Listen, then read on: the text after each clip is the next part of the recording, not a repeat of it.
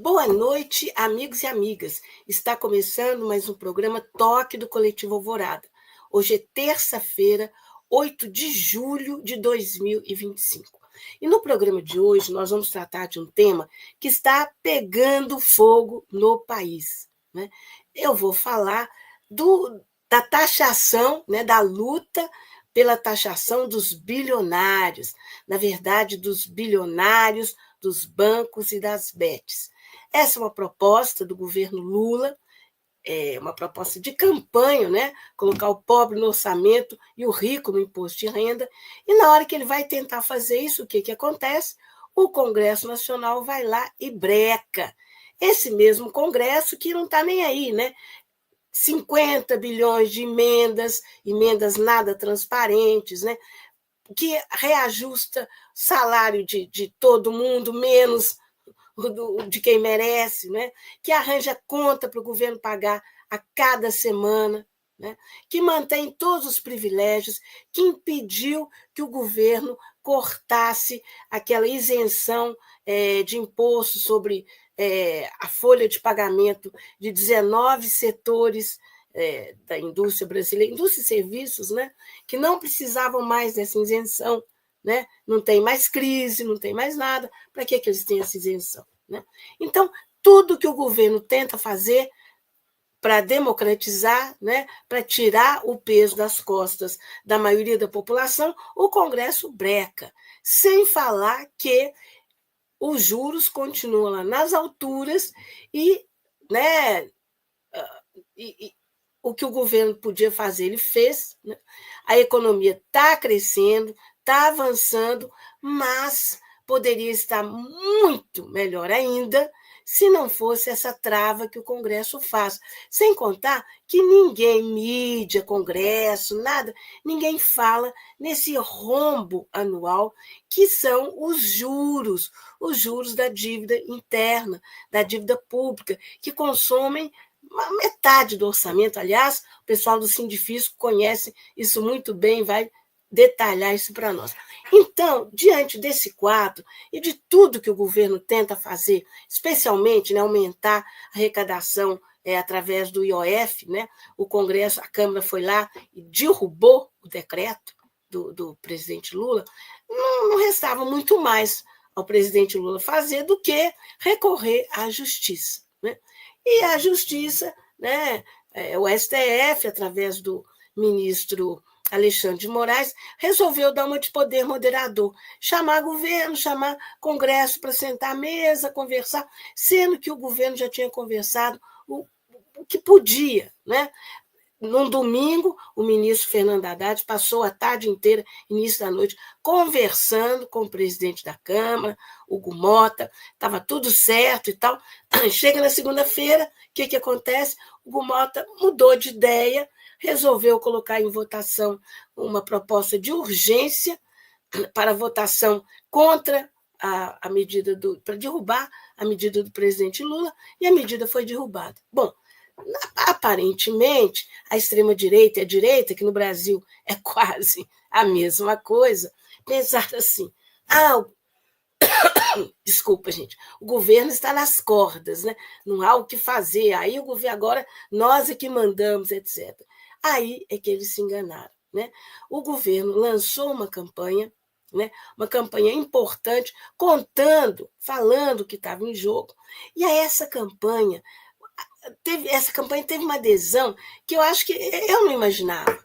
Mas os mais diversos setores, comunicadores, blogueiros, gente assim, gente normal, né? Produziu o vídeo, botou na rede e virou o jogo. Pela primeira vez, as redes sociais no Brasil, normalmente controladas pela extrema-direita, né? Dessa vez não.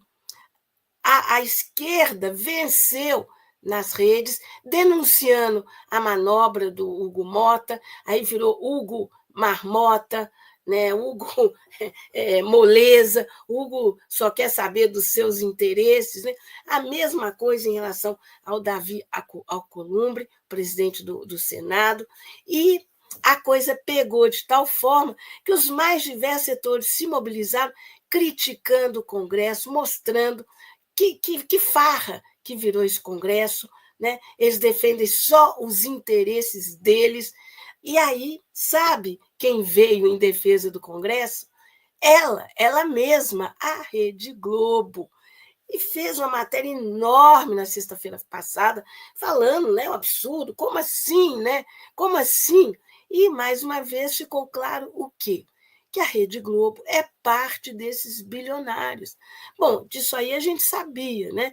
A família Marinho está entre as mais ricas do Brasil, e não sou eu que estou falando, isso aí é a revista Forbes, né?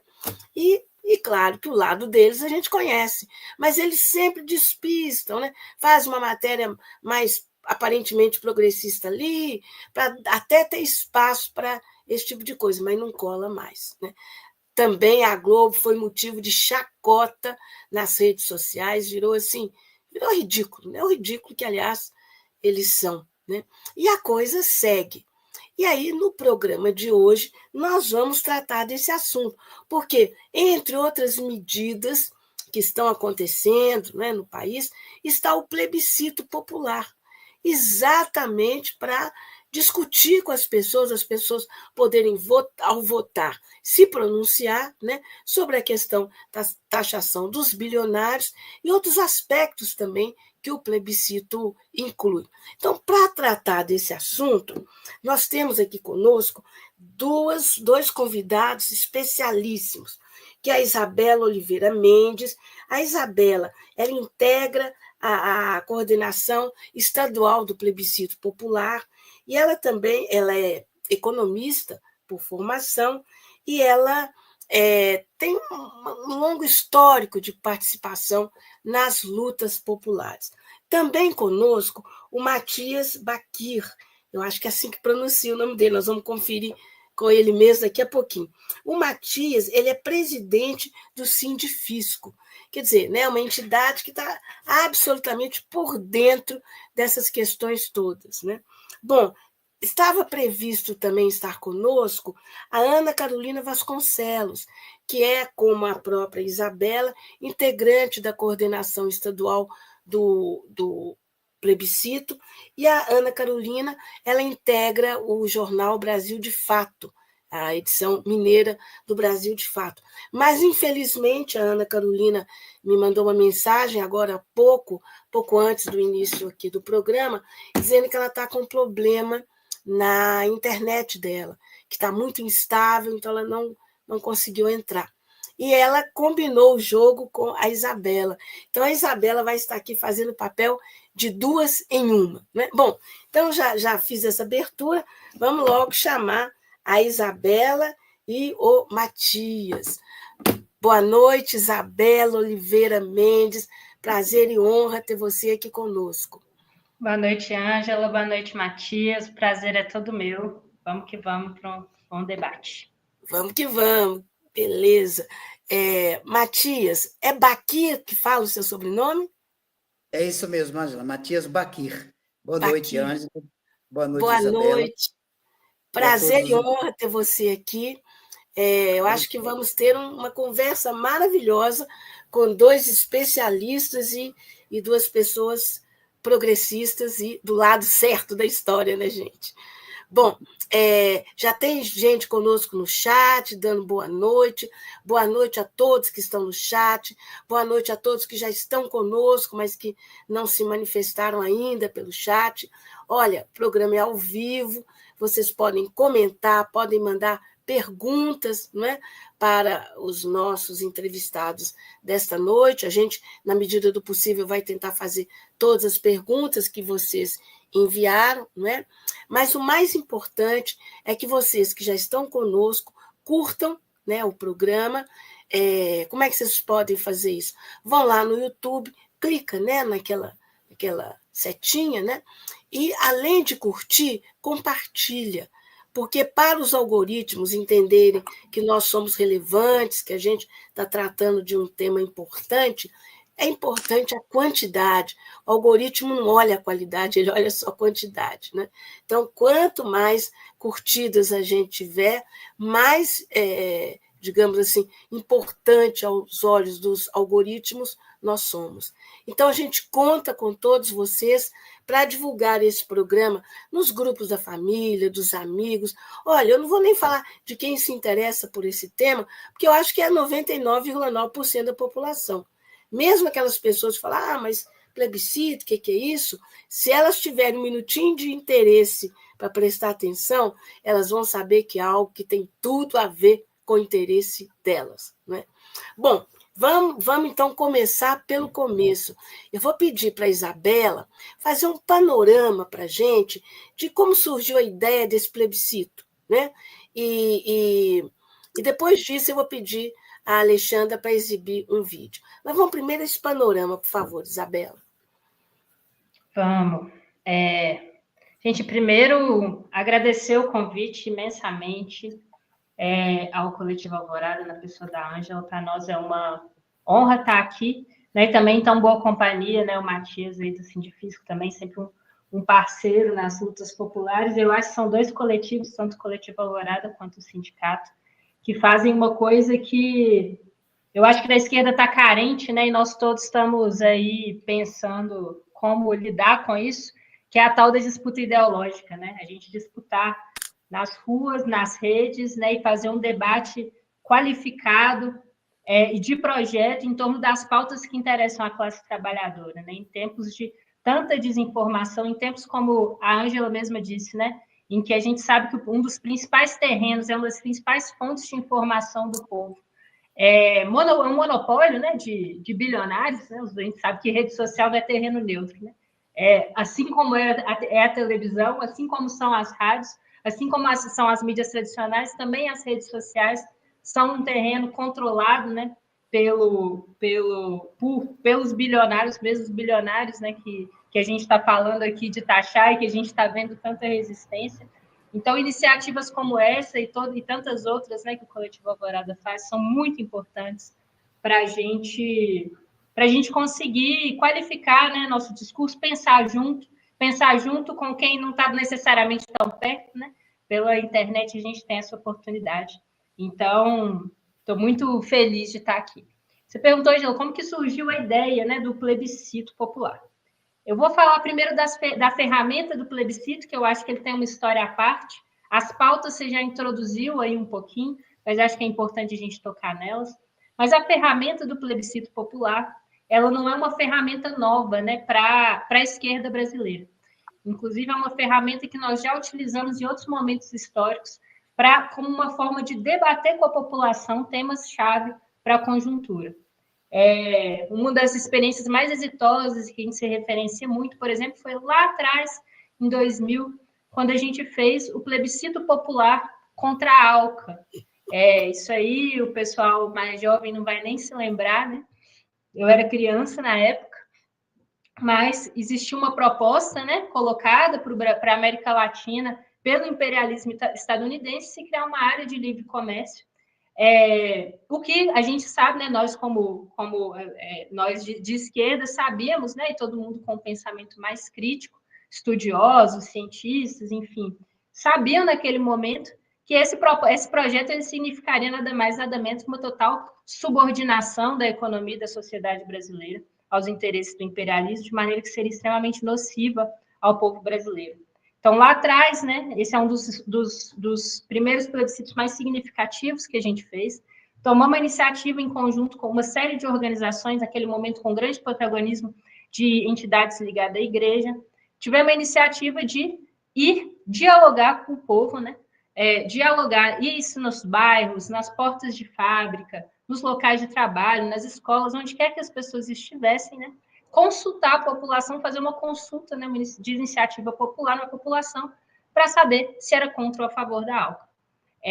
Então, o plebiscito ele se inspira nesse mecanismo institucional que existe, né, que é o plebiscito, que é previsto na nossa Constituição, que, enfim, o Estado pode fazer, mas que nós tomamos a iniciativa, né, já que o Estado, né, naquele momento não estava querendo consultar a população sobre isso, tomamos uma iniciativa de os movimentos populares, partidos de esquerda, militantes progressistas, de consultar o povo. Então, para nós, o plebiscito, ele é não só, né, esse processo da consulta, que ele tem alguns dias definidos, né? Nosso plebiscito ele já começamos com a consulta, estamos trabalhando com mutirões, mas ele é um processo, sobretudo, de diálogo e de disputa de consciência. Né? Uma das coisas que a gente tem sentido falta, né? Temos todo espaço que nós vamos, que estamos com a militância de esquerda, está todo mundo procurando ferramentas. Como que a gente faz para a gente dialogar com a maioria do povo? Né? Hoje a esquerda dialoga com uma parcela minoritária da população. Se a gente for olhar ali, diria que a esquerda, que se identificam com a esquerda, é 30% da população, e nós sabemos que a classe trabalhadora é muito maior que isso.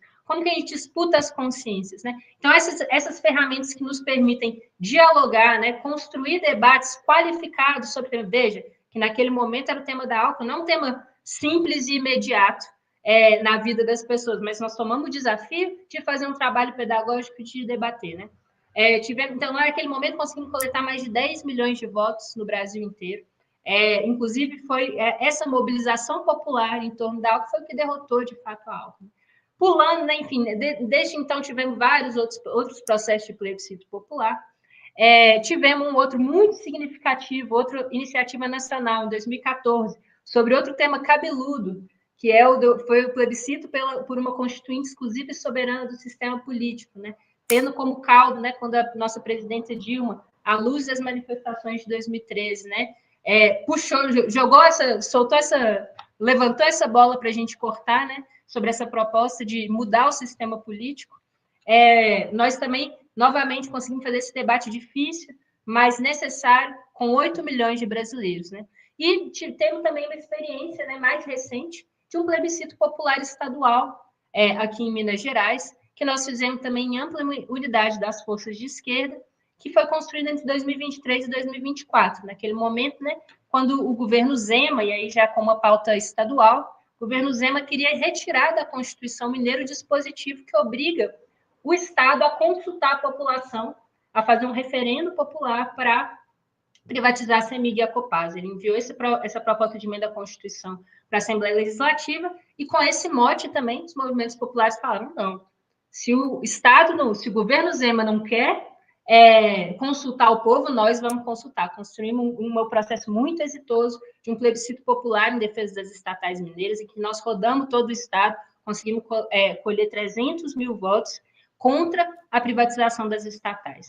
Então, acho que é muito importante, quando a gente for falar do plebiscito, retomar o que é a ferramenta, né? Porque mais do que as pautas, porque se a gente for pegar, assim, pauta de luta que nós temos, né? Pauta de luta que o povo tem, a gente vai ter 1 milhão, né? Mas o que ele visa responder tanto às pautas imediatas, e também o plebiscito do ano passado foi exitoso, né? A PEC não avançou, e até hoje Zema não conseguiu privatizar as estatais, mas, sobretudo, é uma ferramenta para fomentar a organização, né? E a reconexão das organizações populares com as bases populares, com a classe trabalhadora onde ela está. Então, aí que a gente entende que é a maior potência do plebiscito, né? O plebiscito popular, que a gente está chamando de plebiscito popular para um Brasil mais justo, ele está sendo organizado em todo o Brasil, ele vem sendo gestado já desde o ano passado, então está num processo avançado de construção, por uma ampla unidade, tanto de partidos, então quase todos os partidos de esquerda, os mais relevantes, estão envolvidos nacionalmente, as centrais sindicais mais importantes, como CUT, CTB, enfim, entre outras, estão envolvidas também, os mais importantes movimentos sociais e movimentos populares do Brasil, né? Isso em escala nacional, eles compõem a coordenação nacional do plebiscito popular. Então, que é usar essa ferramenta para atacar e debater com o povo 2 problemas que são fundamentais do nosso tempo, né? A gente está falando 2 problemas que são históricos, né? Que são fundamentais na vida da nossa classe trabalhadora, e nesse sentido, o plebiscito desse ano ele é um pouquinho mais fácil do que esses outros que eu citei, porque ele trata de temas que são muito imediatos na vida do povo, são também bolas levantadas pelo governo, aliás, né? Da reforma tributária levantada pelo governo, e da jornada de trabalho acolhida pelo governo, né, acolhida pelo presidente Lula, já em várias declarações, mas que são temas que são centrais quando a gente diz desse momento de crise que a gente está vivendo. Um dos temas é a jornada de trabalho e a escala 6x1. Né? A gente viu aí emergir no Brasil, muito a partir, né, são demandas históricas já, né, tanto do movimento sindical, quanto da classe trabalhadora, que adquiriram um fôlego a partir de uma provocação do companheiro, né, vereador lá do Rio, que levantou a bola sobre a desumanidade que é a escala de trabalho 6x1, que você trabalha 6 dias e folga só 1, e também aliado com a redução da jornada de trabalho, que aí já é uma pauta nossa das centrais sindicais, do movimento sindical e da classe trabalhadora como um todo, há muitos anos, né?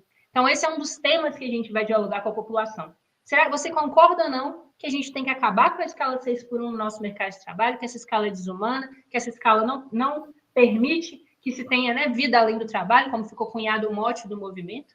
E se você concorda que a gente deve reduzir a nossa escala nossa jornada de trabalho semanal das atuais 44 horas previstas na CLT para 36 horas semanais. Esse vai ser um dos temas que a gente vai dialogar, que está pegando fogo aí também nas lutas sociais. E o segundo tema, que a Ângela já tocou também, inclusive porque é um tema que nas últimas semanas ele ganhou um fôlego por causa na conjuntura, né, por causa dessa pataquada toda que o Congresso tem feito, enfim, o Hugo Mota, que a Ângela já descreveu muito bem, que tem acirrado, né, a contradição que a gente já sabia que existia, né, que se expressava no Congresso Nacional entre os interesses dos super ricos e dos ricos e os interesses da classe trabalhadora, né? O debate do orçamento ele está muito em evidência, né, e que também não é um debate muito simples, na medida em que às vezes, né, ele é travestido na mídia hegemônica, nessa grande mídia aí, também por economistas, enfim, travestido de um debate faz parecer mais difícil do que é, né? Toda vez que vai falar de economia, que vai falar de orçamento público, vai falar de contas públicas, parece que é um bicho de 7 cabeças, que só o economista especialista lá da FGV, que fala na Rede Globo, é que sabe falar. Mas que a gente consegue traduzir num mote muito simples, que hoje no Brasil, e é isso todo mundo sente no bolso, né? Os pobres pagam muito mais, não é pouco mais, é muito mais imposto do que quem é rico. E que a gente precisa inverter isso, né? A gente precisa inverter isso para que a gente tenha orçamento para o governo poder fazer as políticas públicas, inclusive para as quais ele foi eleito, né? Então, nossa segunda pergunta do plebiscito popular é se inclusive pela bola levantada pelo governo, se você concorda ou não que as pessoas que ganham até R$5.000 por mês devem ser isentas do imposto de renda, proposta de campanha do presidente Lula, e que os mais ricos, e aí os mais ricos mesmo, né, que são aqueles que ganham acima de R$600 mil por ano, têm uma tributação mínima no imposto de renda, porque o que acontece hoje, e aí só para fazer um parênteses, que eu acho que Matias entende muito mais do que eu desse assunto, mas que nem todo mundo sabe, né? Hoje, no Brasil, as rendas do capital são isentas de imposto de renda, né? Rendas do capital, então a renda do trabalho, que é o salário, ela paga imposto de renda, e aí isso já quem ganha 2 salários mínimos já começa a pagar. E as rendas do capital, que são os lucros e dividendos, elas não pagam imposto de renda, foram isentas lá no governo Fernando Henrique, o que é uma aberração do sistema tributário brasileiro, que só existe praticamente no Brasil e em mais outros 2 países pouco relevantes e que nem de longe são modelo de bem-estar social para nós. Então, o que o governo Lula, né, propõe é estabelecer uma tributação mínima, que ainda está longe do ideal, para quem ganha acima de R$50 mil por mês, seja do capital, seja do trabalho, mas que pague pelo menos um mínimo de imposto de renda, né? E espera arrecadar com isso mais de R$20 bilhões. Enfim, Matias consegue... Vou deixar a matemática aí para o Matias. Mas é uma soma que seria suficiente para compensar a isenção do imposto de renda para quem é mais pobre. Então, com isso, né, nós queremos, então, atacar, conseguir dialogar, né, as forças progressistas, dialogar com o nosso povo sobre essas 2 questões que tocam diretamente, tanto as duas coisas mais imediatas para nós, nosso tempo de vida, o tempo que a gente gasta no trabalho, que a gente poderia gastar também com outras coisas, né? Há muito tempo, nossa jornada de trabalho já é muito extensa, tivemos grandes ganhos de produtividade, nada disso foi revertido para a redução da jornada. E, por outro lado, né, uma disputa também, né, que também é luta de classe, o tempo de trabalho é luta de classe, também é luta de classe, mas no fundo público, né? dos recursos do Estado, no orçamento do Estado, quem paga e quem não paga, né? E nós queremos inverter, né? Pelo menos mudar um pouquinho nessa balança desse sistema tributário nosso, que é profundamente injusto, né? Mas reforçando, né? E agora já para finalizar, que embora a gente tenha as duas pautas como fundamentais hoje, né? Tanto para o governo quanto para a esquerda como um todo, quanto para o Brasil, né? Para o povo brasileiro, nós não estaremos satisfeitos se esse plebiscito servir só para colher milhões de votos, né? As organizações que estão construindo o plebiscito entendem que ele deve ser, e ele só vai ser bem sucedido se for uma ferramenta que provocar a organização popular, que a gente sente que é disso que nós estamos carentes no último período. É isso que, inclusive, dificulta que a gente faça disputa com o Congresso Nacional, que a gente faça disputa com a extrema-direita, né? Que a gente tenha ferramentas para reaproximar as organizações, para disputar os corações e mentes do povo, né? E para oferecer um outro horizonte, né? Para que a gente consiga oferecer um outro horizonte, um projeto alternativo para o povo brasileiro. Então, é isso que a gente quer também com o plebiscito, né? Fornecer uma ferramenta para que as organizações possam organizar suas bases, movimentar suas bases, fazer debate ideológico com as bases, e é isso que a gente vai conseguir, né? Já está conseguindo fazer em todo o Brasil com esse plebiscito. Certo, muito, muito boa essa exposição da Isabela, porque ela deu uma panorâmica, né, do plebiscito enquanto instrumento de conscientização, de organização, né? E, nesse momento, um instrumento fundamental dentro dessa campanha, porque virou uma campanha, né? O governo tentou apenas esclarecer o que estava acontecendo, mas brotou da sociedade brasileira, de tudo quanto é lado, os mais diversos setores organizados e dos desorganizados também, manifestações, né? E elas todas estão se somando. Então, antes da gente passar para o Matias, e a Isabela já mandou um monte de bola, né, para ele fazer o gol, né? Eu vou pedir à Alexandra para exibir o primeiro vídeo que eu separei, para vocês que estão nos assistindo terem uma ideia. Eu acho que todo mundo já viu parte desses vídeos, né, do governo, os outros independentes, mas, enfim, só para ficar mais claro, né, do que estamos falando, vamos exibir esse primeiro vídeo, Isabela? Desculpa, Alexandra, se for possível. Ei, parceiro, peraí. Tu consumir champanhe, caviar, lagosta e vai pagar menos que a gente que só ficou na brejinha e torresmin? Relaxa. Boteco do Brás, amigo. Aqui sempre foi assim. Sempre foi, mas não precisa continuar sendo. Vamos rachar essa conta do jeito certo. Agora imagine que essa mesa é um país que paga suas contas com a contribuição de todos. Mas onde os super ricos pagam proporcionalmente bem menos do que a gigantesca maioria. Assim tem sido o Brasil até hoje, mas o governo Lula quer fazer uma mudança histórica nessa injustiça com um novo IR, porque imposto é necessário, mas justiça também é. É a taxação dos super ricos e das plataformas de apostas, que ganham muito dinheiro e pagam pouco ou quase nada de imposto. Taxação BBB. Bilionários, bucks e bets. Novo IR é justiça histórica, justiça de verdade. No Brasil, quem vive de salário sempre carregou o maior peso dos impostos. É taxa no pão, no gás, na luz, no remédio da avó. E até sobre a pouca renda. Já quem tá no topo, os super ricos, esses sempre pagam proporcionalmente bem menos. Imposto é necessário, mas justiça também é. Por isso o governo Lula quer virar esse jogo com o novo IR. Fazer os super ricos e sites de aposta pagarem mais para investir em quem mais precisa. Taxação BBB dos bilionários, bancos e bets. Novo IR é justiça histórica, justiça de verdade. Mostre que você tem inteligência, mas não é artificial. Lute por justiça. Espalhe esse vídeo por aí.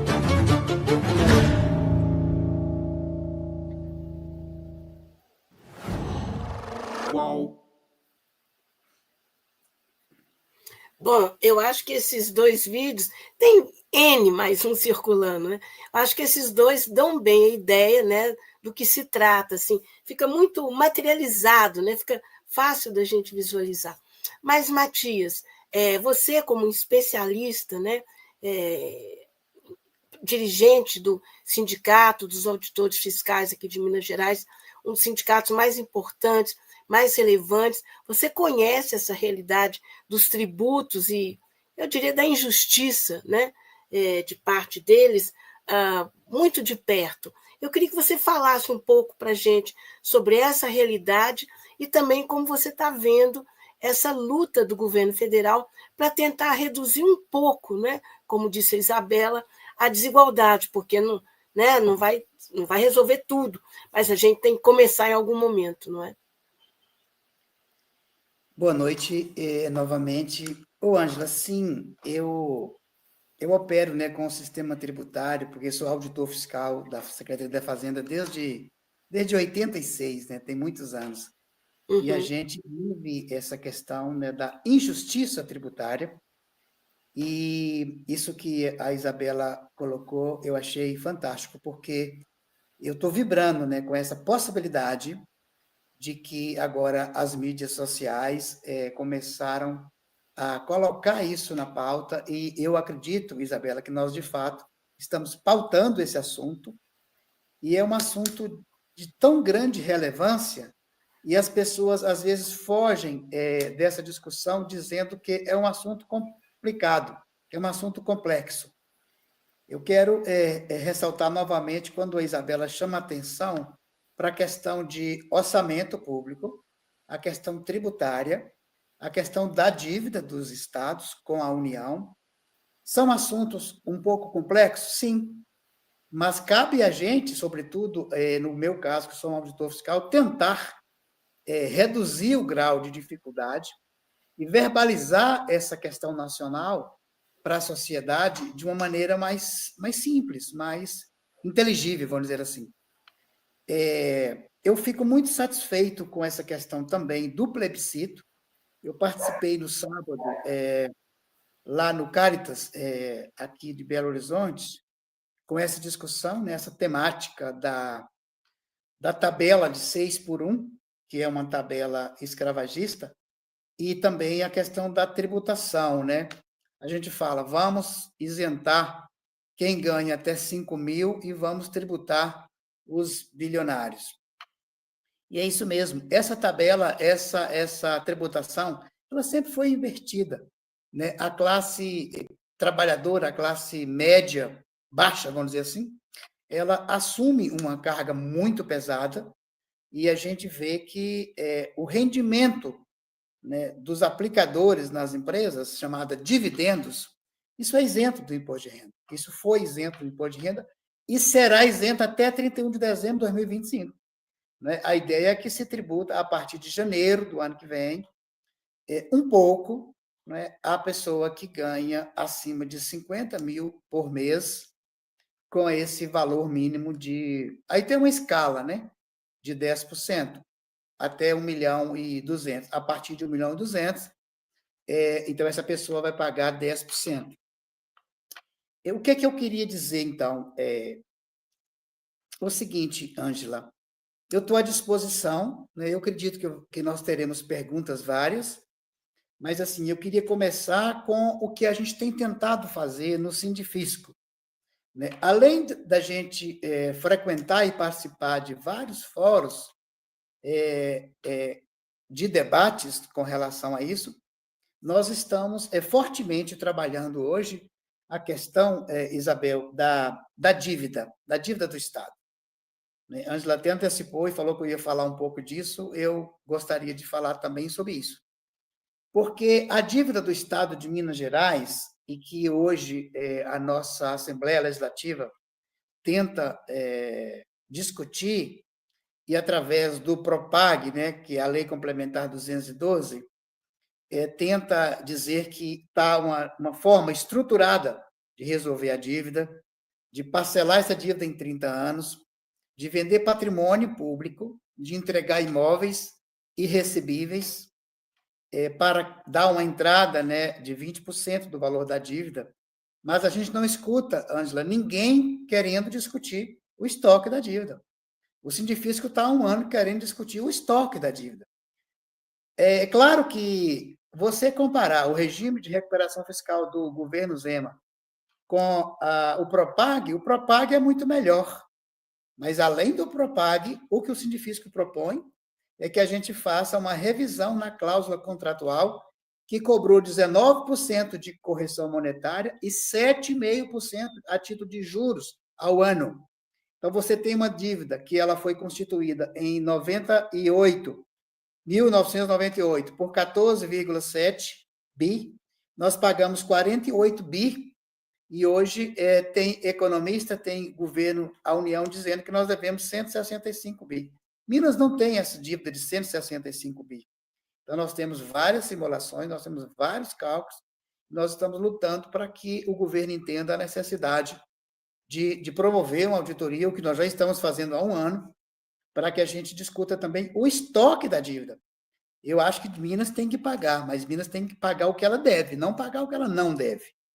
Bom, mas voltando aqui o nosso, especificamente, as questões que estão colocadas hoje, eu nunca vi um Congresso Nacional tão, eu vou usar a palavra ridículo, assim, vou ter a liberdade de falar isso, porque ele juntou vários, e a maioria de deputados, com interesses de proteger o seu capital. E aí nós estamos numa situação brasileira onde a governabilidade ela vem do mercado financeiro. Então, é bobagem você imaginar que um executivo qualquer faça algum plano e faça algum orçamento que ele consiga gerir o seu orçamento, que ele não consegue. Ele está atrelado. Ele não tem espaço para gerir as finanças do Estado, porque ela já está comprometida com o serviço da dívida. E por isso que o Sindifisco entrou nessa discussão há um ano e a gente está nisso até hoje, e vamos continuar, porque a dívida ela desestrutura qualquer ente da federação. Pois bem, então, assim, como a gente tem um Congresso que é como eu já comentei, e eu também não acho que muitas pessoas falam assim, nós temos um Congresso composto por elite que defende... Não é elite, não. Né? A gente tem uma elite cultural muito rica no Brasil, nós temos várias elites. Ali tem uns capitalistas, né? Entreguistas, e ali nós não temos... temos poucos estadistas ali. E essa é uma grande diferença. Eu não acho que isso seja uma elite. Isso são deputados que são eleitos para defender interesse próprio e cada vez mais sacrificando a massa de trabalhadores no nosso país. Essa é a visão assim rápida que eu tenho do nosso Congresso. Bom, como nós temos hoje uma queda, né, de braço, vamos dizer assim, entre o Executivo e o nosso Parlamento, e aí eu já pulo para a questão do IOF, que foi uma medida, né, que o Congresso tomou recentemente, impedindo que o governo federal possa exercer o que está previsto na Constituição Nacional, que é alterar uma alíquota do IOF. Isso é possível. Isso é a extrafiscalidade, inclusive, do tributo. Isso é previsto no direito tributário. Então, o governo federal, a União, ela pode alterar a alíquota, ela pode alterar ônus de alguns tributos. Né? Importação é um caso, o IOF é um caso, que pode alterar, sim, sem comando do parlamento. Mas, como é um parlamento, como já conceituamos, ele, então, né, obstacula, né, essa gestão orçamentária do governo federal e ele assume aquela discussão, né, de alguns economistas e do mercado financeiro, dizendo que o Brasil precisaria de reduzir os investimentos em área social. Então, em resumo, você tem uma Constituição de 88, quantos anos nós temos isso? E essa Constituição, que ela é cidadã, até hoje ela não pode ser praticada na sua plenitude, por causa desse embate que a gente enfrenta com esse parlamento ridículo que nós temos. Então, por isso que eu alegro muito quando eu vejo, como você falou assim, igual esse vídeo tem inúmeros. Eu fico muito satisfeito, eu vejo vários durante o dia, eu vejo sambas, eu vejo rap, eu vejo várias formas do brasileiro, porque somos muito criativos, de atacar essa situação do Congresso inimigo, né, da sociedade brasileira. E eu gostaria de dizer o seguinte, que já diretamente agora, no projeto de lei 1087, né? O projeto de lei 1087 de 2025, ele prevê, então, uma isenção para o trabalhador brasileiro que ganhar até R$ 5.000. E eu achei inteligente também o outro aspecto de que o trabalhador que ganhar entre 5 a 7 mil, também ele vai ter um incentivo, vai ter uma escala, né, de tributação, onde ele vai pagar um pouquinho menos, até 7 mil. Então, se o trabalhador ganha 5.500, vai ser calculado o imposto de renda na fonte para ele e tem um desconto de 75%. Depois tem um desconto 50%, depois de 6.500 até 7, ele tem um desconto de 25%. Aí o brasileiro só vai cair na faixa normal da tabela de imposto de renda na fonte a partir de 7 mil. Isso é também inteligente para não quebrar de uma vez de 5 para 5.001. Então, assim, seria uma quebra abrupta, né, na taxação. Evidentemente que, para você compensar essa redução, né, no fluxo de caixa do governo, da União, é preciso que você compense. A própria Lei Complementar 101, que nós chamamos de Lei de Responsabilidade Fiscal, ela prevê que qualquer incentivo, qualquer redução tributária que qualquer ente promover ou propor, ele tem que apontar de onde está saindo aquele recurso para compensar. Então, o governo fez a previsão, né? A gente chama, né, taxar o super rico, nem sei se isso poderia ser chamado de super rico, mas vamos lá. Vamos usar o termo que está sendo usado normalmente, que é, como a Isabela já antecipou, que é uma taxação mínima de 10%, a partir da pessoa Matias, sem interromper seu raciocínio, só para um esclarecimento, a gente fala em super rico, mas do ponto de vista técnico, a partir de quando a pessoa é considerada super rico? Porque no Brasil me parece que bilionários a gente tem em torno de 500, não é? Então, qual a diferença entre bilionário e super rico? Ou é tudo a mesma coisa? Não, esse conceito é relativo, né? Depende de qual país você está, depende de qual cultura você está, né? Aqui a gente tem mania de falar que quem ganha 7, 8 mil é classe média. Você vê, olha que absurdo. Eu não acho que quem ganha 7, quem ganha 4 mil é uma classe média, né? Mas, assim, existem alguns cortes, né? Vamos supor, alguém fala assim, porque aí tem uma diferença também, né? Para começar, a gente tem que ver o seguinte, é renda ou é patrimônio? Porque, às vezes, a pessoa não tem uma renda, assim, né, objetiva de dividendos, de aluguéis, de honorários, aí de 2, 3 milhões ano, mas ele tem um patrimônio muito bom. Então, né, você tem diferença, o que é econômico e o que é o financeiro.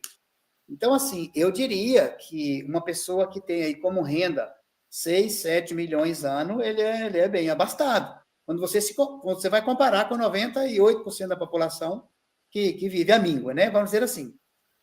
Mas no conceito que a gente trabalha aqui, a gente está taxando o quê? Então, vamos lá. Porque isso é importante a gente começar a dividir as coisas. Quando você tem hoje, a partir de janeiro de 2026, quem receber dividendos, né, que são as aplicações que o cidadão, a pessoa física, faz no capital de uma empresa, que não era tributado, ele é isento até dezembro deste ano, ele será tributado em 10% quando essa empresa entregar a esse investidor os seus dividendos, o rendimento do capital daquela empresa, o rendimento líquido, né, que é apurado anualmente pelos balanços, pela contabilidade. Bom, isso é um aspecto que vai estar tributando dividendo, isso é muito importante, porque tem que ficar claro isso, porque aí tem a outra tributação, que é a apuração anual, né?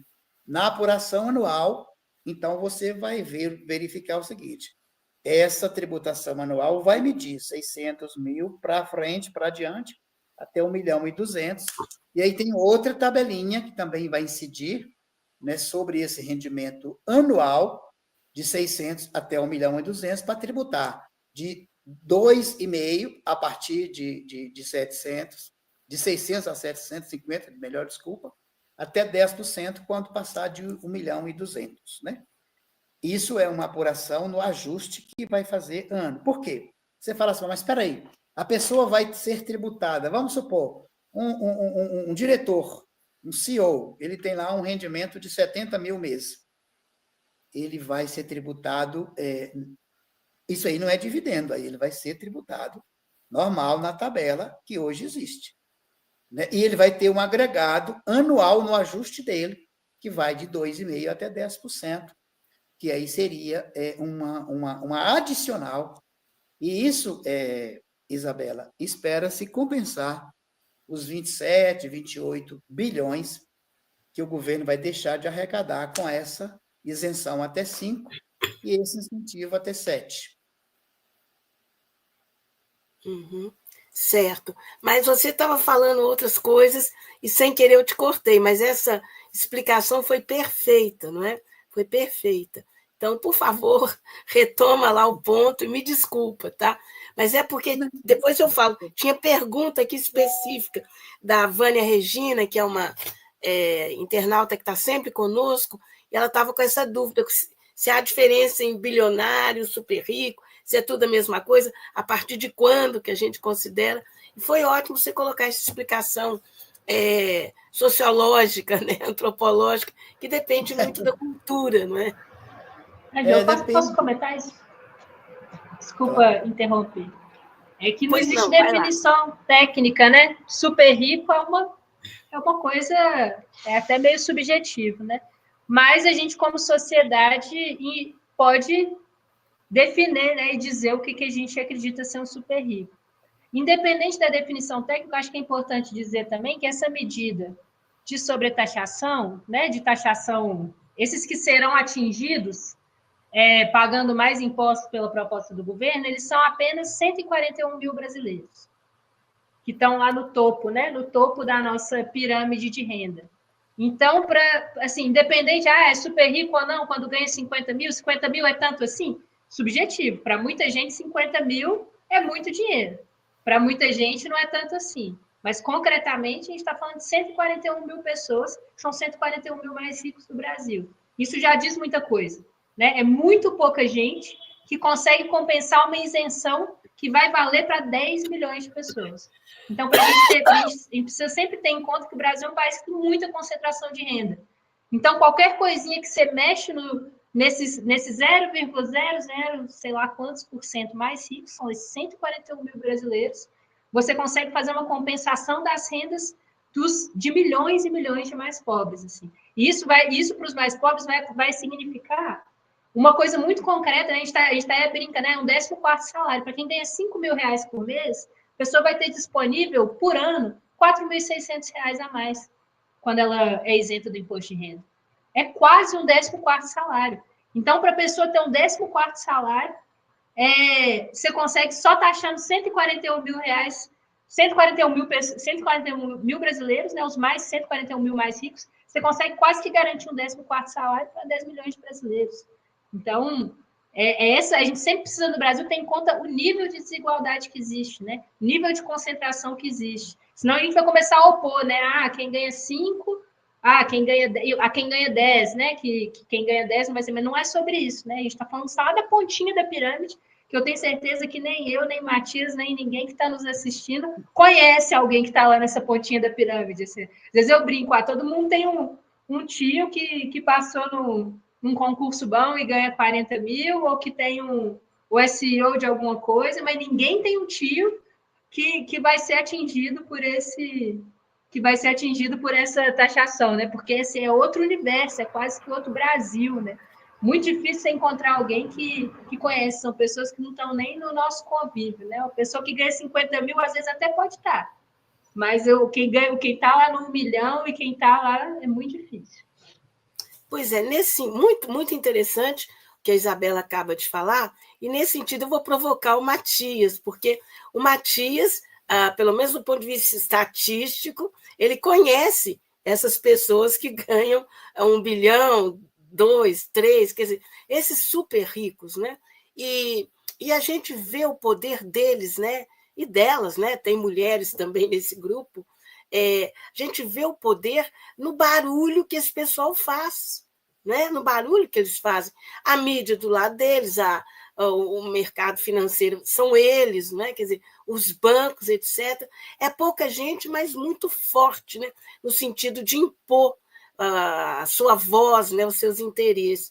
Como vocês que trabalham com essa área, né? Que é uma área extremamente sensível, como que vocês veem essa questão e o que vocês acham que pode ser feito além do que está sendo feito, né?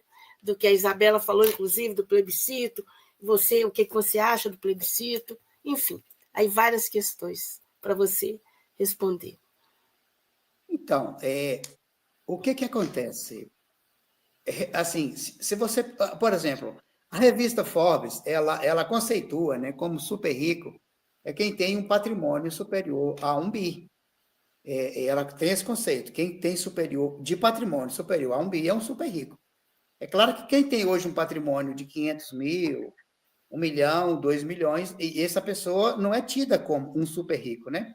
Aí você fala assim, aí no Brasil, vamos citar 2 super ricos no Brasil, né? A gente pode citar o Eduardo, né? O cofundador do Facebook, né? É um brasileiro mais rico e tem uma fortuna de 34,5 bilhões, né? Você tem a herdeira do Banco Safra, né? Que é uma mulher, como você citou, segundo lugar, brasileira, com uma fortuna acumulada de 20 bilhões. Estou falando de 20 bilhões de reais, não, 20 bilhões de dólares, né? E o Eduardo, cofundador do Facebook, 34 bilhões de dólares. Então, como a Isabela falou, e nós temos que ter essa preocupação que a Isabela colocou, é assim, porque você pode ouvir, às vezes, na sua casa, no seu grupo aí da sua igreja, dizendo assim, não, mas eu estou preocupado com essa tributação de 50 mil, que eu tenho uma renda não sei o quê. Não é isso, não é? A gente não está... A ideia do governo, do Lula, não é tributar nós, pobres mortais, não, é tributar exatamente quem de fato é rico. E isso é uma ideia antiga. Isso está colocado agora porque, na verdade, a gente tem que tirar isso do papel, né, colocar na prática. Agora, uma coisa, você falou aí, Ângela, a questão do que nós vamos fazer para frente, além do plebiscito, eu acho sim. Nós temos que criar hoje, através do plebiscito e outras medidas, uma condição de colocar isso permanentemente na mídia, para a gente discutir isso. E a gente tem que lembrar o quê? Nós temos eleições o ano que vem. Então, esse Brasil não pode ser entregue a esse radical de direita, né, que nós temos, além da questão da gestão, né, financeira do país, nós temos a própria estrutura, né, de país, as instituições foram detonadas, né, com o último presidente que nós tivemos, né? Então, assim, a gente tem que ter muito cuidado com isso, porque muitos de nós, às vezes, esquecem de fazer essa leitura. E, às vezes, eu voto no candidato Lula para presidente e voto num deputado que ele é totalmente bolsonarista. Aí você dá o quê? Você dá para um presidente a ingovernabilidade. Então, assim, a gente tem que fazer um trabalho forte, denso, nesse país, para a gente tentar esclarecer a sociedade que não adianta ele querer um executivo que tenha bons princípios, que tenha um projeto social para a nação, se ele põe no parlamento alguém que não vai deixar o governo tocar, né? Então, assim, como foi dito aqui, discutir orçamento? Ai, meu Deus, eu não consigo discutir orçamento, sou o técnico da fundação que vai conseguir falar disso. Não é? Porque isso interfere na nossa casa, no nosso bolso, na nossa vida. Você vai no mercado fazer uma compra de 5 quilos de arroz, você está pagando tributo. E está pagando um tributo muito mais pesado do que quem ganha muito. Porque o arroz vai ser o mesmo. Você vai pagar 7% sobre um saco de 5 quilos de arroz, e o rico vai pagar também 7% em cima daquele mesmo arroz. Para ele que ganha muito, na relação, é barato. Para eu que ganho menos, na relação, é uma tributação invertida, né? Então, não há uma progressividade na tributação. Como que a gente vê no Brasil? Você tem uma tributação, aí vamos falar de áreas de tributação, né? Você tem uma área de tributação que vai ser o quê? O trabalho, o emprego, né? O trabalho. Nós temos a renda também como fonte de tributação e o patrimônio como fonte de tributação. que ocorre no nosso caso? Há um peso muito grande em cima, né, da renda do assalariado, e você não tem uma tributação em cima da renda dos ricos, e você também não tem uma tributação pesada em cima do patrimônio. Não é? Chegamos ao absurdo de nós tributarmos um motorista de iFood que tem uma motinha para trabalhar, ele paga o IPVA, e o jatinho, né, não paga o imposto. Que não paga, né? Não paga. Então, assim, eu fiz poucos dias... Iates não pagam. Eu fiz um curso de Direito recentemente, eu escrevi, foi isso que eu escrevi, a tributação, né, do jatinho, do iate, que não tinha tributação, agora certamente terá, com a reforma tributária, que é outro tema também pesado que o Sindifisco está trabalhando, mas vem uma reforma tributária só em cima do consumo, né? Não está tendo uma reforma tributária em cima da renda, né? Essa questão da isenção até 5 mil e a tributação, né, mínima em cima vamos chamar de super ricos, a partir de 2026, isso não é a reforma tributária em cima da renda que nós vamos fazer ainda não, né? E não tem nada, inclusive, sobre o patrimônio.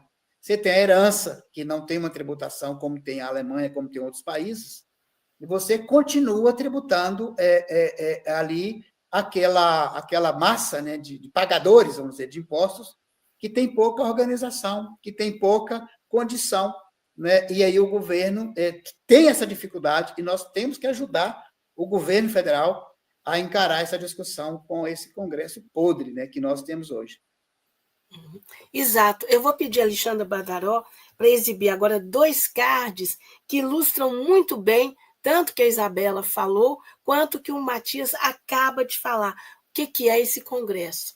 Olha só, gente, isso está rolando nas redes sociais, iniciativa, né, das pessoas, de grupos, enfim, Congresso inimigo do povo, não é?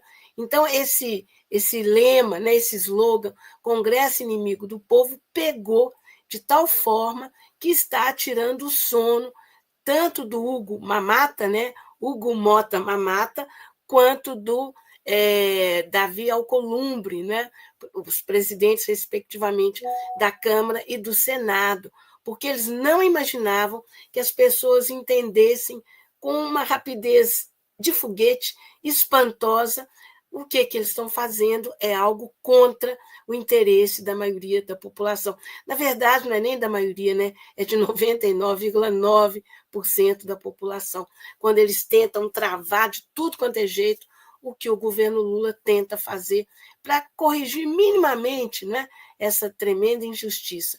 Aí a gente tem outra, né, uma constatação que 92% das citações sobre o Congresso Nacional nos últimos dias, nas redes sociais, são de crítica contundente, desse tipo: Congresso inimigo do povo, Congresso contra o povo, Hugo da Mamata, Davi, que não está nem aí, né, o Davi Alcolumbre, e sem falar que alguns criadores de conteúdo digital mais criativos foram atrás das historinhas dessas figuras, né? E descobriram na Paraíba que a mãe e a avó do Hugo Mota não são flores que se cheirem, né? As duas aí na vida pública, tendo inclusive uma delas tido condenação por malversação do dinheiro público. A vida pública do Davi Alcolumbre também não é brincadeira. Então, essas pessoas começaram a ficar intimidadas. Ano que vem tem eleição, como muito bem disse o Matias, não é? E na Paraíba, por exemplo, o Davi Mamata, né? Desculpa, o Hugo Mamata. Bom, Mamata são os dois, né? Mas no caso específico, o Hugo Mamata, ele sentiu na pele, porque 70%, o presidente Lula tem 70% de apoio popular lá. E, aliás, uma coisa interessante virou campanha mesmo, Congresso Inimigo do Povo, não é? É que, se para alguns, né, o governo Lula estava nas cordas, e aquele pesquisismo, né, que desapareceu, aquela coisa de pesquisa todo dia, toda hora, saía 3, 4, 5, cada um pior que o outro e tal. O pesquisismo acabou também, né? Acabou também. O pesquisismo também era um instrumento da classe dominante para criar essa ideia que está tudo ruim, está tudo mal, para jogar o governo nas cordas e deixar o presidente Lula sem condição de cumprir o que ele prometeu e sem condição de disputar uma reeleição. A situação totalmente se inverteu, né? Bom, eu vou pedir então agora para a Isabela falar um pouco mais sobre a parte assim, mais operacional do plebiscito, viu, Isabela? Eu sei, por exemplo, que no Rio de Janeiro ele já está acontecendo, né? Eu imagino que em outros estados também. Como que está em Minas Gerais? Alexandre, se você puder tirar o card, já deu para a gente ver. Bom, enquanto... Aí, beleza, consegui. Que olha, gente, essa plataforma não é brincadeira, viu? Ela não nos atende assim, não. Tem hora que ela é manhosa. Mas vamos lá, Isabela.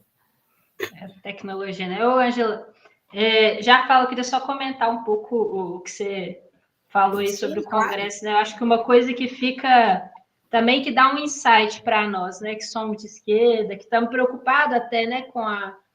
Com isso, né? Como reconquistar, né? Ou conquistar o apoio popular. Eu acho que essa situação agora, essa polarização com o Congresso, nos mostra o tanto que... Vou falar uma coisa que pode ser um pouco polêmica, né? Mas que eu acho que a polarização política nos ajuda quando ela expressa de fato, né? Quando a gente consegue politizar ela, mostrando que ela é uma polarização social, né? Porque eu acho que em alguns momentos, eu tenho vários analistas, enfim, gente que acha que é possível voltar ao passado de alguma forma, dizendo que a gente precisa evitar a polarização, né? A gente precisa criar uma unidade, mas a realidade concreta é que o Brasil está dividido entre ricos e pobres, né? A gente está numa situação de desigualdade quase sem precedentes, isso no mundo inteiro, nem só no Brasil. E a polarização política, ela expressa também isso, né? E quando a gente consegue mostrar que a polarização de verdade é entre a maioria do povo, os 99%, e os 1% que estão sobre-representados, por exemplo, no Congresso, isso nos ajuda, isso ajuda a gente a fazer sentido da nossa narrativa, fazer sentido no nosso projeto. Então, eu acho que fica de lição também isso tudo, né? Como que a gente precisa conseguir expressar, né, a polarização política como uma polarização social, né? Porque a polarização na sociedade ela é meio que inevitável, ela já está polarizada. Então, como que a gente se coloca de maneira incisiva, expressiva, né, à esquerda nessa polarização? Enfim, eu acho que esse debate está ajudando a fazer isso, né? Esse debate da tributação está ajudando a fazer isso. E isso também nós queremos, com o processo do plebiscito, dar também qualidade para esse debate, né? Porque também acreditamos que muito importante fazer vídeo para a rede social, muito importante viralizar, mas se a gente não consegue dar densidade, né, para esse debate também, a possibilidade desse vento virar logo em seguida, né? Virar daqui a pouco a extrema-direita vai lá e faz um vídeo que viraliza mais, e aí, né, a gente perdeu. Então, acho que quando a gente se propõe a fazer o plebiscito, que é inclusive uma iniciativa que ela é corpo a corpo, ela é olho no olho, ela mostra que nós, além de vídeo de IA bem feito, a gente também é gente de carne e osso, é gente trabalhadora, é gente que se move por um ideal de um Brasil mais justo, né? Eu acho que isso nos ajuda. Então, a iniciativa do plebiscito, que já está acontecendo, ela vai casar muito bem com essa virada, né? Enfim, essas iniciativas que a comunicação progressista tem proposto. Então, também estou muito animada, né? A gente está com bons ventos para empurrar nosso barco para frente no diálogo com o povo. O plebiscito ele já está acontecendo, né? A gente, então, vem em reuniões já faz mais de um ano nacionalmente. Aqui em Minas Gerais, a coordenação estadual está se reunindo já desde o ano passado. Então, nós estamos em um processo avançado de construção. Então, a gente já teve um processo de formação nacional, depois a gente já teve um processo de formação aqui no Estado, onde a gente formou 150 militantes, né, de todo o Estado para poder fazer o debate do plebiscito. Inclusive, contamos, né, com a presença de um ex-presidente do Sindifisco naquele momento. E já estão tendo iniciativas de formação também dos multiplicadores pulverizados como essa que o Matias citou, né? Que foi, se não me engano, com a Arquidiocese, na Caritas, né? Já teve, enfim, assim, como essa, tem várias outras em todo o estado acontecendo, e também nós já estamos tendo coleta de votos. Então, nós tivemos o primeiro mutirão de coleta de votos, foi um mutirão nacional, entre o dia 1º e o dia 6 de julho. Então, as pessoas já estão com as suas urnas, né? Já teve um sistema online que quem quiser participar, cadastra a sua urna para ir coletar votos, mas a coleta é presencial, não é online. Mas o sistema de apuração, né, de registro dos votos vai ser online. Posso passar também, né, as referências, os sites para as pessoas conseguirem fazer. Passo para vocês também, para vocês se postam aí né, coloca aí no vídeo, enfim, não sei. Ou então socializa com a militância de outra forma. E nós vamos ter outros mutirões até o dia 7 de setembro. E aí a gente quer fazer um grande mutirão final ali na Semana da Pátria, inclusive ali a tradição dos nossos plebiscitos populares, né? E também, a partir daí, né, mais no segundo semestre, fazer um grande ato de entrega dos votos do plebiscito, do resultado do plebiscito aos nossos, enfim, nos 3 poderes, né, nacionalmente, mas também nos estados e municípios. Para além da coleta de votos que já está acontecendo, também existe um processo, nós estamos estimulando, né, em várias câmaras municipais já estão sendo construídos audiências públicas e debates públicos, queremos construir agendas também na Assembleia Legislativa, enfim, todo lugar onde a gente puder debater o plebiscito, debater os temas do plebiscito, estamos indo debater, e, mais importante que isso, todo mundo que quiser construir o plebiscito pode construir o plebiscito. Nós estamos organizando vários grupos de WhatsApp, onde a gente está socializando orientações, mas também estamos estimulando a conformação, né, de coordenações regionais, então já temos vários grupos regionalmente, né, em todo o estado, nos municípios, se reunindo para organizar o plebiscito. Aqui em Belo Horizonte, né, nós já tivemos coleta, né, na Praça 7 já tivemos coleta na UFMG, já estamos tendo várias pessoas saem também, como a gente chama de urna itinerante, né, aquela pessoa que pega a urna e vai para o seu local de trabalho, onde tiver, está coletando voto. A ideia do plebiscito é ser um processo em que todo mundo pode participar, todo mundo que quiser pode contribuir para a gente ter uma coleta expressiva de votos. Então, nós já está rolando, as organizações, os grupos e coletivos estão se organizando para fazer sua coleta de votos, ela está aberta de agora até setembro. Vamos ter algumas datas específicas, nós vamos agitar mutirões, mas nada impede, né, que em outras datas também sejam feitas as coletas de votos. Ela está aberta agora até setembro direto. Uhum. Muito importante o que você colocou agora, o tempo todo, né? Que os dois estão falando, está muito importante e interessante, mas isso que você falou logo no começo, eu gostaria de destacar pelo seguinte: você falou, olha, o plebiscito é uma construção, né? Se soma a esse trabalho todo, né? Da militância, do próprio governo, nas redes sociais, mas as redes a gente sabe como elas são, né? E aí eu quero destacar o seguinte, que a gente tem escutado rumores, comentários que a extrema-direita vem aí com uma ofensiva pesada nas redes, né? Jogando tudo, né? Jogando baixo, como sempre fazem, com fake news, mentira, desinformação, exatamente para se contrapor, né, a esses vídeos que a militância e que o próprio governo está produzindo para esclarecer, né, sobre essa questão do IOF, sobre a taxação dos bilionários, dos bancos e das bets, né? Então, é muito importante que a Isabela coloca, porque está deixando claro que o plebiscito é uma coisa consistente, né? Não vai ser uma campanha pesada da extrema-direita, que a gente pode esperar que vai vir, eu não tenho dúvidas, né? Que vai demolir, vai criar problemas, etc., vai tentar nos pressionar. Especialmente quando a gente sabe, essa foi uma informação que eu vi hoje, não sei se vocês viram isso também, que, por exemplo, o Nicolas, né, esse deputado fake Nicolas, gastou R$700 mil recentemente com o impulsionamento de uma dessas campanhas dele, né? Então, imagina, né? Esse pessoal, e não são super ricos ainda, são só seus representantes, né? Gastam aí de uma vezada R$700 mil para impulsionar uma campanha, não é? E para dizer o quê? Para contar mentira, desinformação, como ele fez na questão do PIX, né? E como ele faz direto, né?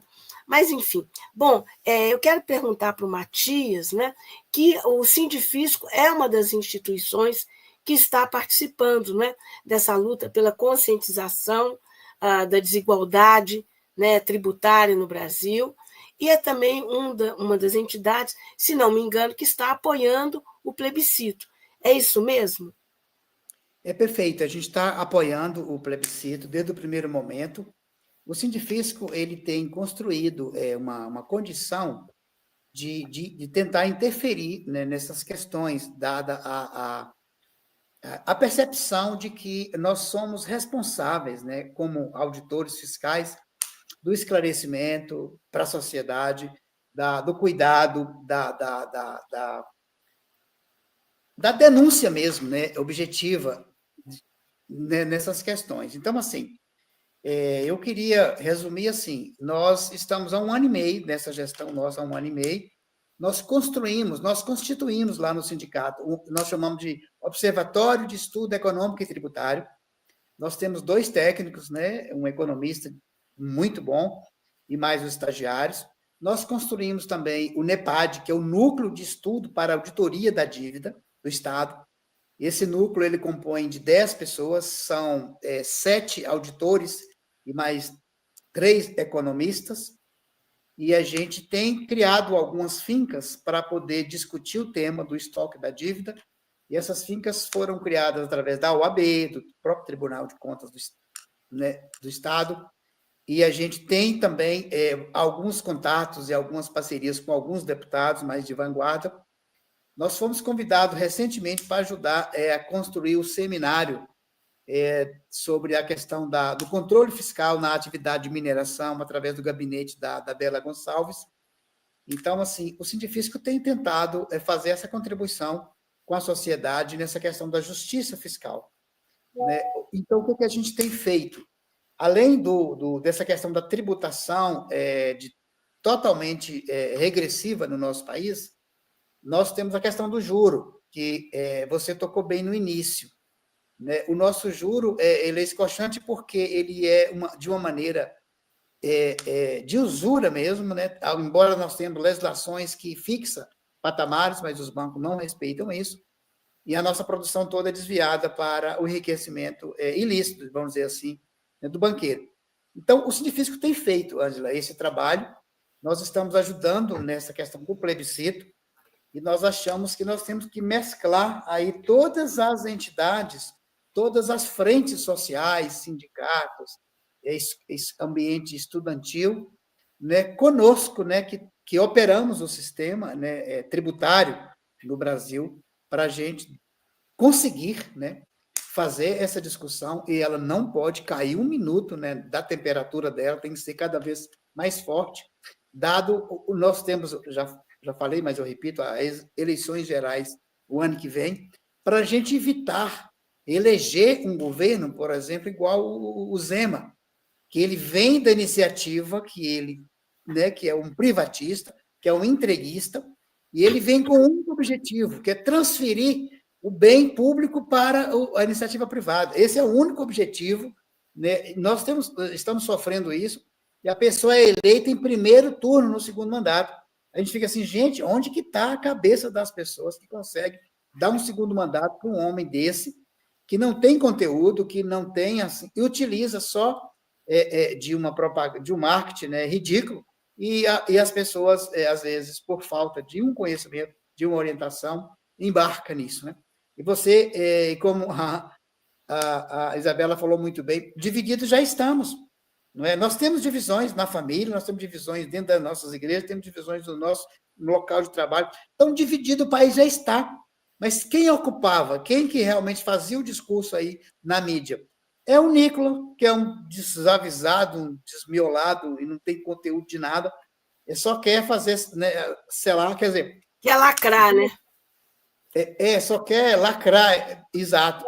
O que acontece? Não tem absolutamente nada, assim como o Bolsonaro também não tinha, e a gente tinha conhecimento de que a pessoa não tinha condição absolutamente nenhuma de assumir uma presidência e ficou atrapalhando o país durante 4 anos desestruturando e desmontando toda a nossa instituição nacional.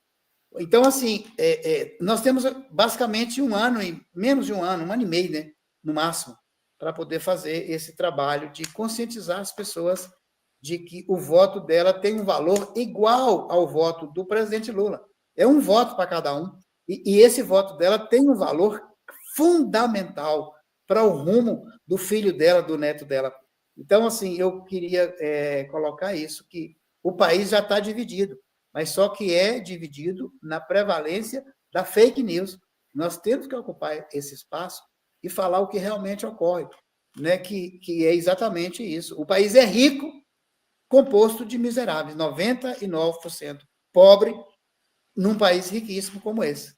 Né? Então, você tem um país que tem vasta mineração, você tem um solo, você tem um ambiente propício, mas a gestão... E com um agravante, né? Muitos políticos vieram com aquele discurso, eu não sou político, eu sou um gestor. Gestor dele, né? Gestor do patrimônio particular dele e dos amigos dele. Então, a gente tem que enfrentar essa discussão, temos que falar muito abertamente como que as coisas têm funcionado e como que a gente tem que trabalhar para que isso não aconteça mais. Né? E essa questão tributária, orçamentária, ela é fundamental porque ela é que exatamente vai definir, né, o grau de utilização que eu posso ter na riqueza que eu produzo, que meu país produz. Exato. Ótimo, exato. Falou assim, direto e reto, né? O chamado papo reto, né? Muito bom. Olha só, gente, estão conosco aqui, eu faço questão de citar alguns nomes, porque são internautas, assim, de carteirinha aqui do Toque do Coletivo Alvorada. O Virgílio Dutra Pena, a Maria de Fátima Alves, a Vânia Regina, a Sofia Diniz e a Lúcia Helena Pereira.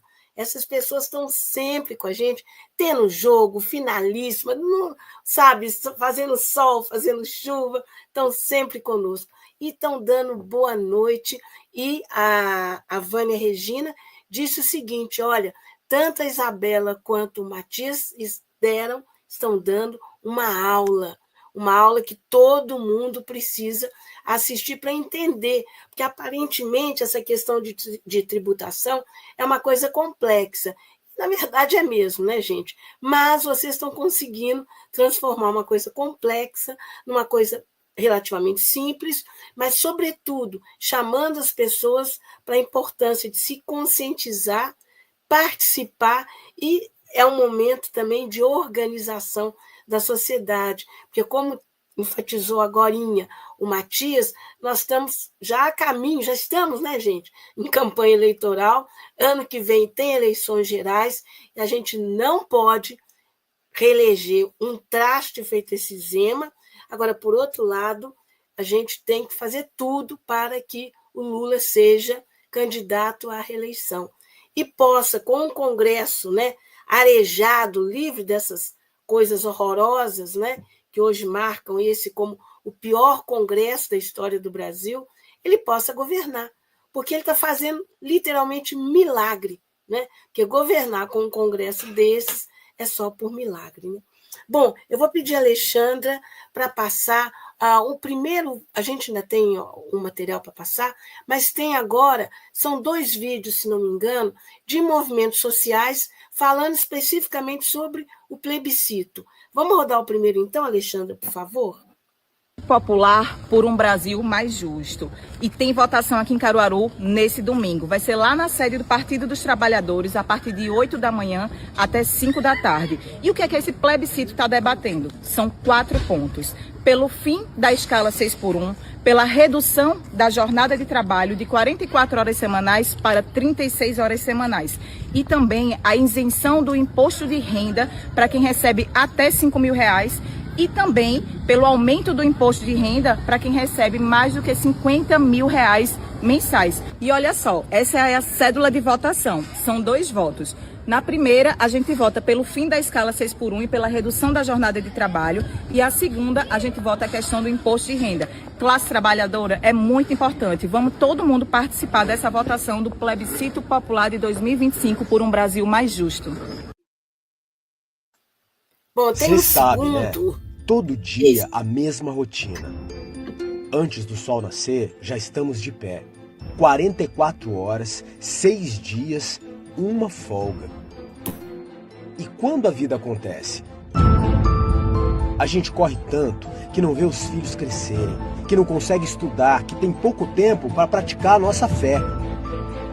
A escala 6x1 não é escolha, é exaustão disfarçada de rotina. É a conta que sobra no corpo e na mente de quem não teve tempo para se cuidar. E como se não bastasse trabalhar tanto, quem ganha menos ainda paga mais. Enquanto o povo aperta o cinto, os milionários vivem isentos.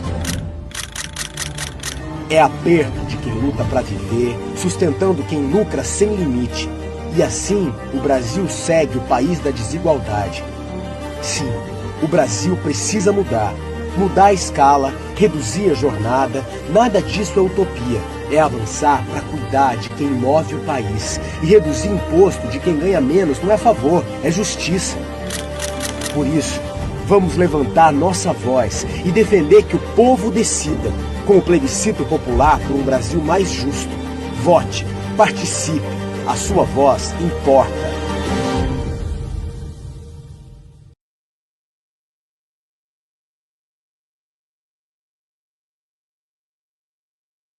Esqueci de abrir o som. Muito bacana, né? Os 2 vídeos e os 2 também direto, né? Na veia. Bom, gente, infelizmente o nosso tempo está chegando ao fim. Mas antes de pedir para vocês 2, né, as considerações finais e tal, eu gostaria de lembrar para todo mundo que está nos assistindo agora, mas também para quem vai nos assistir depois, né? Olha a Alexandra já colocando o endereço, né, do Plebiscito Popular, plebiscitopopular.org.br. Entra lá na página que você vai, né, ficar sabendo de tudo, ter mais detalhes, ter mais aprofundamento, apesar de que aqui o pessoal já deu um belíssimo de um panorama, né? Mas guarda esse endereço, muito importante. Mas antes, então, de eu pedir para vocês as suas considerações finais, eu vou pedir a Alexandra para colocar para nós um card muito importante do que vai acontecer nessa quinta-feira, dia 10. Né? O Brasil vai ter uma importante manifestação, dessa vez não só nas redes, mas nas ruas.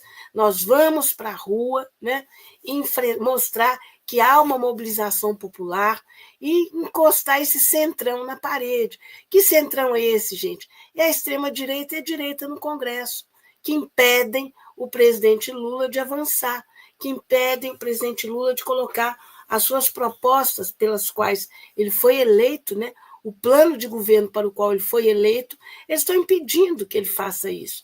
Então, no Brasil inteiro, as pessoas vão às ruas. Aqui em Belo Horizonte, é às 17 horas, na Praça 7, que é o centro, o coração de Belo Horizonte. Então, as pessoas têm que, né, sair aí do sofá e ir à luta, não é? Ir à luta. Não adianta a gente pensar, o Lula vai resolver. Não é assim. Ele está fazendo o que ele pode e o que ele não pode. Mas a gente precisa também de dar a nossa contribuição, de dar o nosso empurrão, de mostrar para esse Congresso que não é assim, né? Que eles não representam só o 0,1%, que nós temos voz e a gente quer ter vez também. Então, todo mundo nessa manifestação, e é fundamental que ela seja grande, né? A gente sabe que em algumas cidades, São Paulo, Rio, Brasília, vai ser enorme. Belo Horizonte não pode ficar atrás, até porque Belo Horizonte, a esquerda belo-horizontina, o setor progressista belo-horizontino, tem que ir à luta, não é? Enfim, olha aí, o que nós temos? Um Zema, esse prefeito que foi parar em Israel, não dá, né, gente? Não dá. Né? E esses 2 não caíram do céu, nem vieram de Marte. Né? Então, a gente tem que fazer por onde tirá-los de lá também. Mas, no caso específico, nesse 10 de julho, nosso enfrentamento é com o Centrão, e todo mundo lá. E o que nós estamos querendo? Fim da jornada 7x1, e no lugar a jornada mais, né, 5x2, né? A gente quer também a taxação dos super ricos, né? E contra também aquele projeto de lei da devastação, que está destruindo o meio ambiente. Aliás, né, os governos golpistas destruíram a legislação ambiental e, recentemente, esse centrão ampliado foi lá e detonou o que o governo Lula tinha conseguido fazer. Bom, eu volto agora, então, a palavra para Isabela, para ela fazer as considerações finais. Valeu, Ângela. Não, eu queria, acho que fizemos um ótimo debate, o papo foi muito bom. Queria agradecer mais uma vez o convite, assim, dizer que nós também estamos à disposição. Quero reforçar o convite, né? Sei que a audiência aqui do Coletivo Alvorada, ela é uma audiência de militantes comprometidos e aguerridos com as lutas que se colocam, né? Com a defesa do nosso governo também.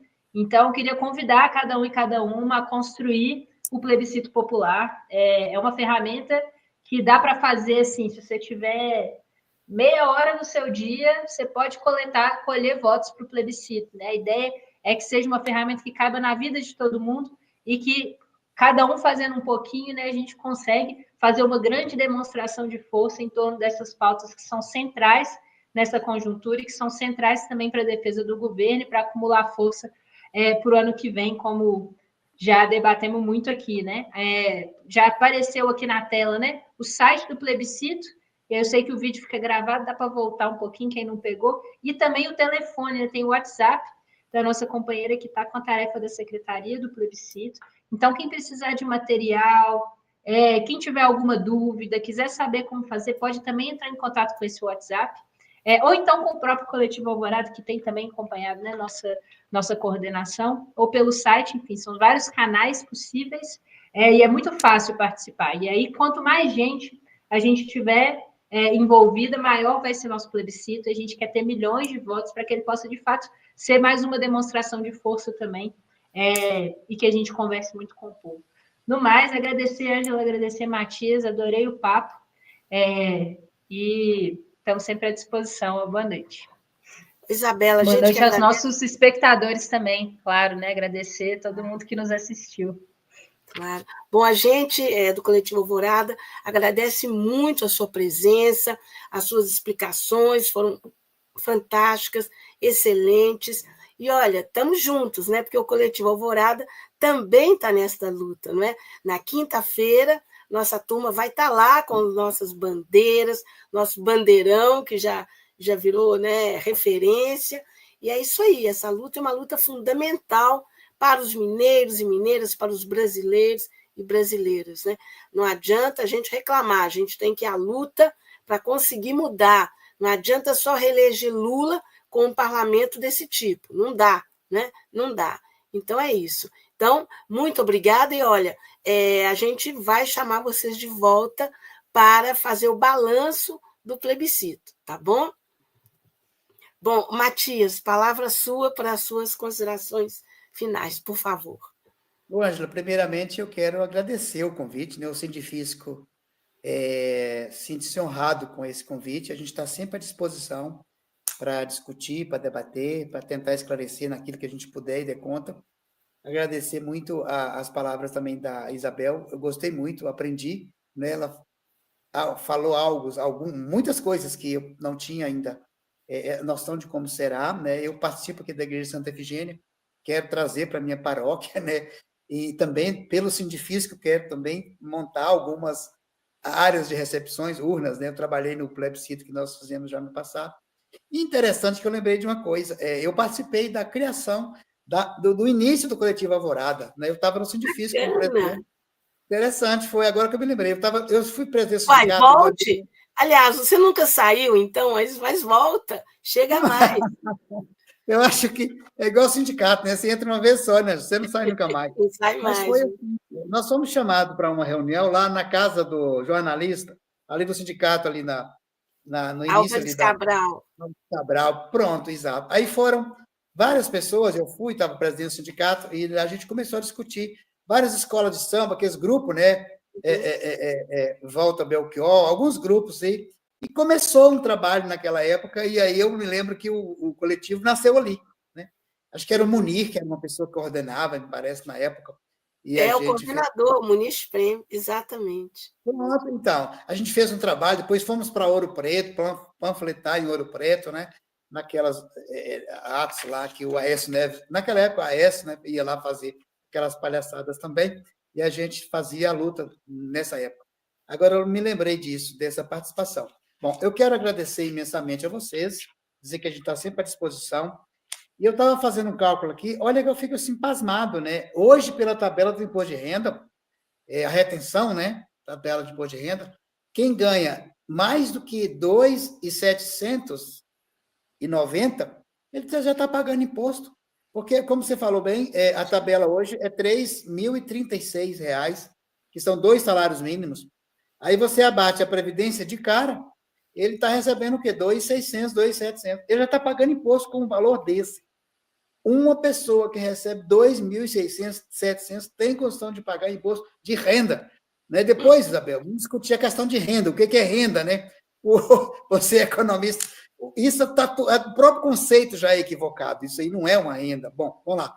Mas, assim, eu sou muito grato, né, pela participação, estou à disposição, o Sindifisco está à disposição, e eu gostaria de encerrar com esse lembrete, né? Nós temos um grande trabalho pela frente com essa questão das eleições do ano que vem, não é? E a gente vai trabalhar muito forte nisso para a gente continuar com um governo que possa trabalhar pelo social.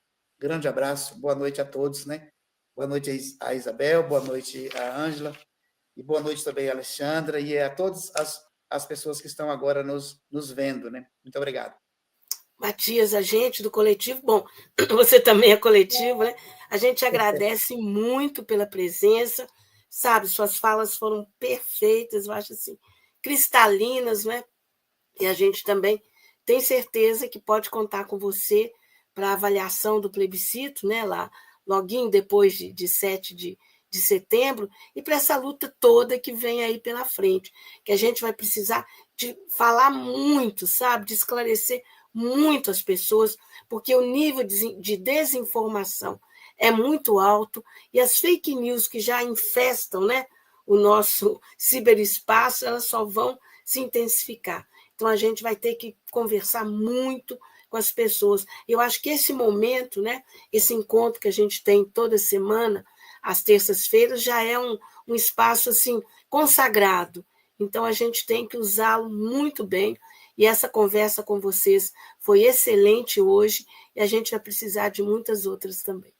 Então, muito obrigada a Isabela, muito obrigada ao Matias e muito obrigado a todos e todas que estiveram conosco num dia que eu sei que é final de um campeonato, não sei das quantas aí, porque eu não acompanho muito futebol, para dizer que eu não acompanho nada, né?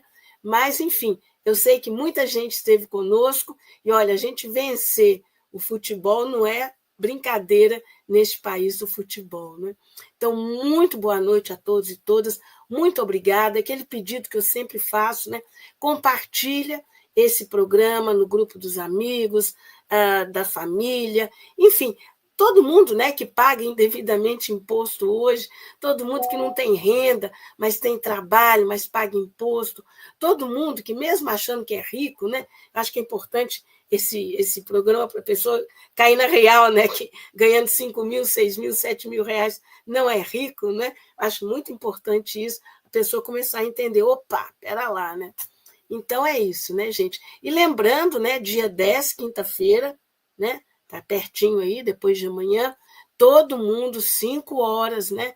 No caso de Belo Horizonte, lá na Praça 7. Né, gente? A gente tem que demonstrar que o presidente Lula não está sozinho nessa parada, que a gente quer essa taxação. Porque senão vão falar, não, é da cabeça dele, ele está querendo fazer demagogia e tal. As pessoas não estão nem aí, elas estão muito satisfeitas com o que elas ganham, né? Então a gente tem lá para dizer, a gente quer taxação, sim. Rico tem onde tirar, a gente não. Né? Então é isso. Bom, agora, como vocês sempre sabem, esse programa não teria acontecido se não fosse a produção técnica da Alexandra Badaró. E também não teria acontecido se não fosse a produção executiva do Pedro Martins. O toque do Coletivo Alvorada é uma ação coletiva Alvorada. Esse coletivo, gente, que não para, é 24 horas de trabalho nas ruas, nas redes, e olha, no Brasil inteiro, nós não estamos só mais em Minas Gerais, não. Nós já estamos no Rio, nós já estamos para tudo, no Rio de Janeiro, né? Para tudo quanto é lugar. É um coletivo a 1000 por hora, né? E no mais, então, olha aí, né? Anotem aí o endereço do plebiscito popular, põe aí do ladinho, põe no celular e acessem lá depois. Gente, valeu, beijo, até semana que vem. Tchau, tchau. Obrigada, Isabela. Valeu. Até quinta na Praça 7, né? Até quinta na Praça 7, claro. Tchau, tchau. Beijão, gente. Valeu, valeu. Tchau, tchau. Tchau.